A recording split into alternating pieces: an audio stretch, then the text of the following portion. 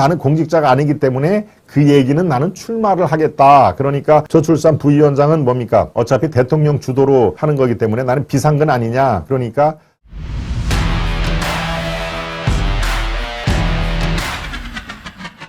나경원이 결국 출마하나 하는 얘기입니다. 네. 여러분들은 어떻습니까? 출마를 하겠습니까? 안 하겠습니까? 한번 맞춰보시죠. 그리고 출마를 하는 게 바람직합니까? 아니면은 지금 좀 전에 우리 시청자 여러분 말씀한 대로 지금 현재 맡고 있는 저출산 대책 부위원장인데 사실상 위원장은 대통령입니다. 그러니까 부위원장이 모든 회의를 주재하고 이렇게 관리와 운영을 책임지고 있는 상황인데 현재 맡은 일에 충실하는 게 좋겠다 하는 그런 의견이 충분히 있을 수가 있고요.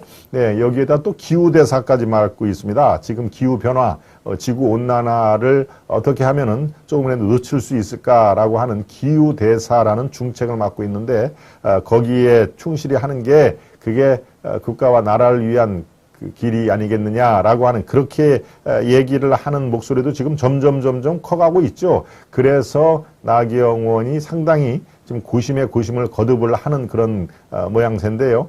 네,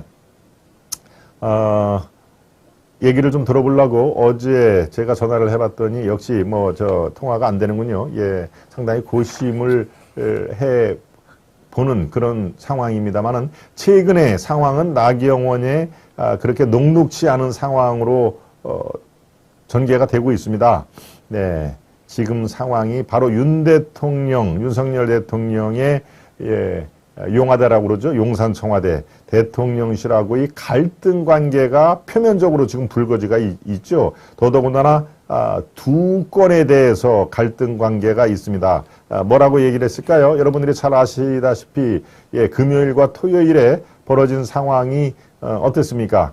네, 저출산 대책 부위원장으로서 대한민국의 저출산 그 상황이 굉장히 악화되고 있는데 바로 돈을 쓰지 않으면은 이것을 극복할 수가 없다. 반드시 돈, 자금 집행이 필요하다라고 얘기를 하면서 무슨 얘기를 했을까요? 첫째 아이가 날 때는 이자, 은행권에서 빌린 그 돈에 대한 이자율을 재조정해서 낮추는 방향. 그리고 둘째와 셋째까지 나면은 뭡니까? 원금의 일부를 탕감하는 그런 것까지 집행이 돼야 된다라고 얘기를 했습니다. 예, 나경원이 보건복지부 그 기자들 앞에서 이제 신년 인사 비슷하게 저출산이는 이제 보건복지부 담당이니까요. 예, 보건복지부에 장관도 있고 차관도 있고 다 있습니다만은 저출산이 워낙 지금 긴박한 상황이라 저출산 대책위원회를 따로 만들지 않았습니까? 거기에 위원장은 당연직으로 대통령이 맡고 있고 부위원장 장관급에 해당하는 예우를 해주고 부위원장의 나경원을 지난 4개월 전에 앉힌 거 아니겠습니까? 네, 그런 상황이라 나경원이 신년 인사차 이렇게 기자들하고 얘기를 하면서 그렇게 원금 탕감하는 그런 내용까지 얘기를 한 상황이 어떻습니까? 이거는 지금 절대 이 정부 측하고 보건복지부라든가 대통령실하고 이렇게 교감을 나눈 상황이 아니다. 그리고 원금을 탕감한다는 얘기는 굉장히 복잡한 얘기다 하는 얘기입니다. 그래서 바로 이 대통령실의 수석이 안상훈인가요? 예, 수석이 바로 반박 회견을 하지 않았습니까? 토요일 날. 그것은 나경원의 사적인 개인 의견이다. 이것은 절대 정책으로 이 조율을 하고 굉장히 여러 가지를 복합적으로 고려를 해야 되는데 이것은 이 나경원의 혼자 생각을 이렇게 불쑥 얘기를 한 것이다. 굉장히 유감이다. 그리고 이건 윤석열 정부의 국정 기조와도 맞지가 않는다라고 굉장히 저출산 부위원장이 얘기를 한 것을 안상훈 대통령실의 수석이 얘기를 반박을 한 것은 굉장히 이례적입니다. 그러니까 어떻습니까? 나경원을 더 이상 방치하기가 곤란하다 하는 얘기입니다. 적절하지 않다, 부적절한 언행이다라고 대단히 실망하다는 얘기, 이게 바로 어제 오후에 다시 또 터져나온 얘기입니다. 그러니까 금토일 지난 3일 동안에 걸쳐서 두 번에 걸쳐서 대통령실과 나경원이 저렇게 갈등 관계를 야기를 한 상황이죠. 처음에 금요일 날 둘째와 셋째 아기를 낳으면은 원금, 부채 중에서 원금도 탕감하는, 그게 바로 헝거리식 그 모델이라는군요. 헝거리식. 헝거리에는 그렇게 실제로 했더니 저출산이 조금 이렇게 회복이 되더라라고 해서 헝거리식의 그것을 도입을 해야 된다라고 하니까 어떻습니까? 그쪽 관련의 전문가들이 이거는 정말 나경원이 공부 좀 해야 된다. 대한민국과 헝거리가 어떻게 같으냐. 경제 규모도 그렇고 우리는 대한민국 경제 규모가 세계 10위권에 해당하는 경제 대국이고 헝거리는 우리 국민 소득보다도 한참 뒤처져서 경제 규모가 비교가 안 된다. 어떻게 대한민국 저출산의 그런 그 모델을 헝거리에서 갖고 오느냐. 이거는 말이 안 된다라고 전문가들이 이제 나경원은 진짜 이거 공부가 덜 됐다. 그리고 저걸 하려면 충분히 정부와 의견 조율을 하고 발표를 해도 시원찮을 판에 혼자 생각이 불쑥 기자 간담회에서 헝거리 모델을 도입하겠다. 네, 그러니까 바로 저출산위를 자기 정치로 한다라고 하는 대통령실의 이 반박 해견이 그래서 나온 것입니다. 네. 저출산위 부위원장이 조율을 않고 일방 발표를 했다. 그래서 제동이 필요하다라고 하니까 나경원이 어제 그랬죠. 어제 나는 공직자가 아니다. 출마를 다시 거듭 강조를 한 건데요. 바로 나는 공직자가 아니야라고 나경원이 얘기한 거, 저거는 잘못된 인식입니다. 네. 비록 저출산 대책위의 위원장이 대통령이 당연직이고 자기는 부위원장으로 상근이 아니다 하는 얘기를 강조를 한 것 같은데요. 그렇다고 공직자가 아닙니까? 정부의 공적인 일을 하는 사람은 다 공직자로 생각을 하고 더더군다나 대우는 다 장관급으로 받는 거 아니겠습니까? 실제로 장관급 대우를 받는 저출산 대책위 부위원장 이렇게 공식적으로 표기가 됩니다. 명기가 되는 것이죠. 그런 상황에서 나는 공직자가 아니기 때문에 저런 공직자의 뭐 상의를 하고 이럴 거는 아니다. 왜 나를 공직자로 생각하느냐라고 대통령실의 반박을 다시 재반박을 하기에 이르렀는데요.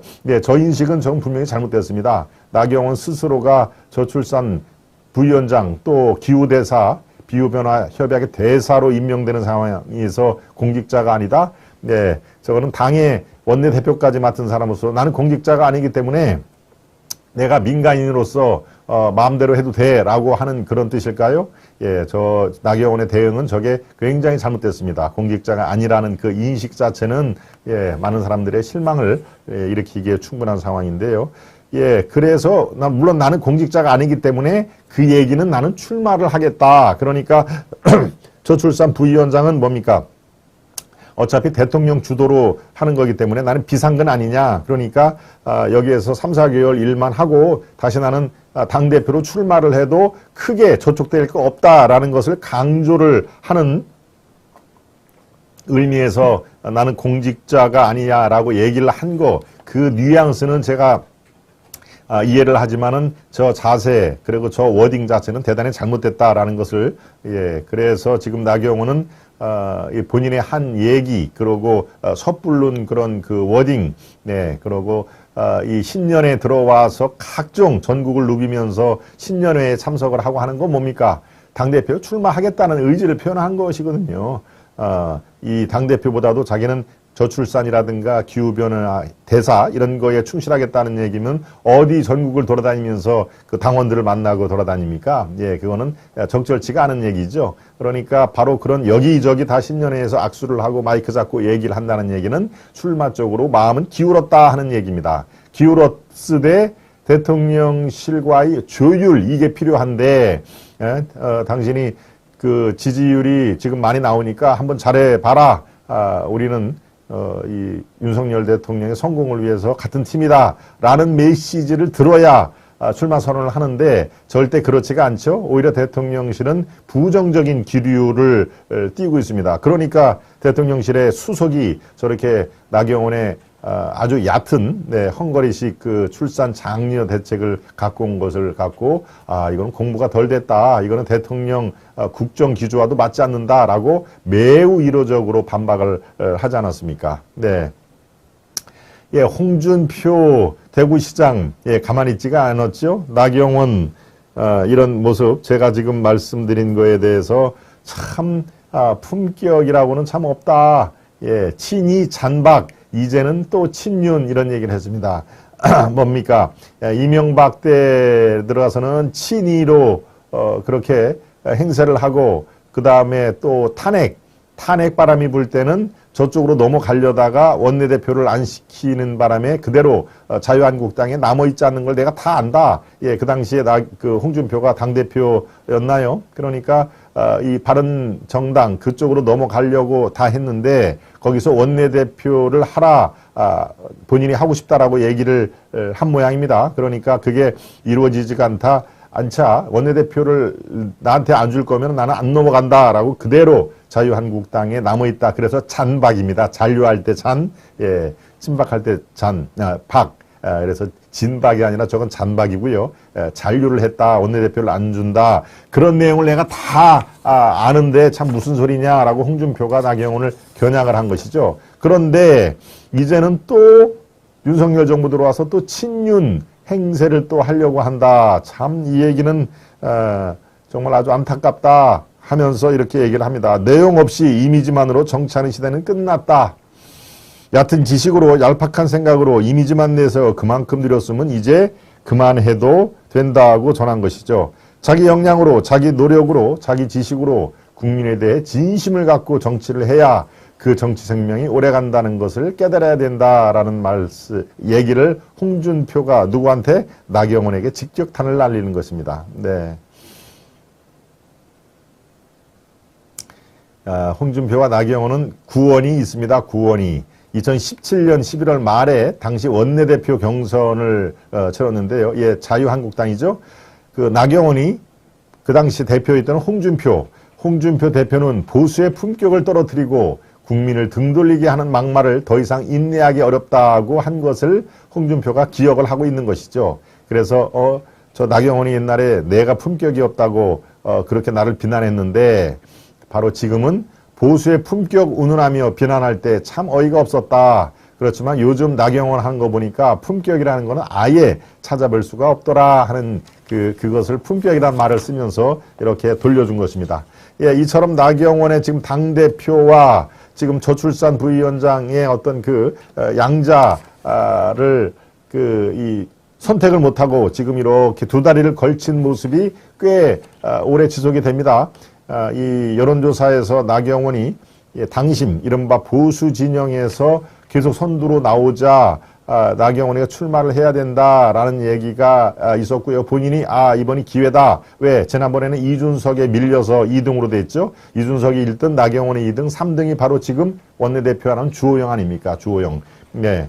그렇게 나경원이 지난번에는 이준석 돌풍에 밀려서 당대표가 안 됐는데 이번에야말로 혹이다. 왜? 전당대회도 100% 당심으로만 운영이 되니까 당심에서는 내가 월등히 앞서니까 내가 나가도 되겠다라고 출마를 하고 싶은 말이 출마를 하겠다는 말이 여기까지는 입까지는 올라왔는데 그러면 윤석열 대통령이 3, 4개월 전에 나보고 이 저출산 부위원장 이 장관급의 예우를 하는 그것을 줄 때는 이거에 전념하라라는 뜻일 것 같은데 그렇다면은 내가 당대표에 상의도 안 하고 뛰쳐나가면은 정말 이 지금 4년 내내 윤석열 대통령과 척을 지는 그런 모습을 보이는 것도 삼가해야 될 생각이라 바로 이러지도 못하고 저러지도 못하고 있는 상황인데요.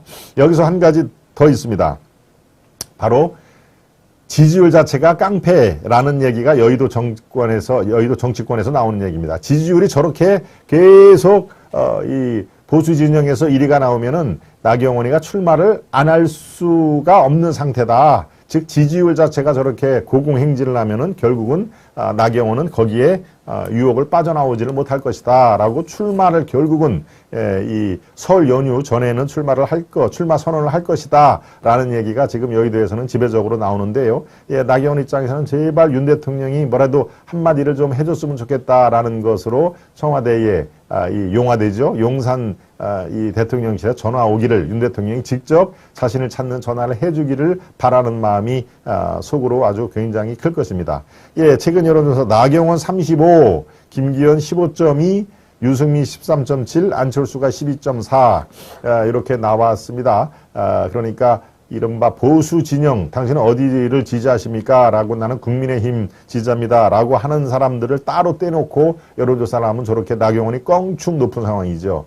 김기현과 유승민 합한 것보다도 더 지금 높게 나오지 않습니까? 김기현은 15.2, 바로 윤심이 담겨 있다는 김기현이 15.2, 유승민 13.7, 안철수 12.4.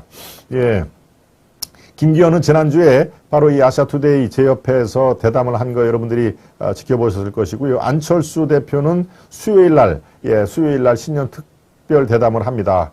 지금 수요일 날 3시로 돼 있습니다. 내일 모레죠. 내일 3시에 안철수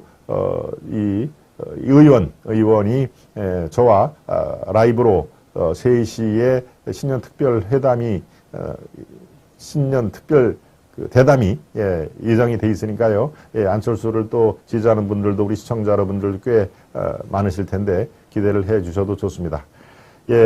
크리스탄님도 오셨군요. 유승민 지지자들이 한심하네요. 최문수님 이번 주에는 하락세입니다. 여론조사 얘기하는 것이죠. 써니맘들 오셨군요. 나경원이는 민주당서 밀어준대요. 우리 잘 생각해야 됩니다. 우리 써니맘님.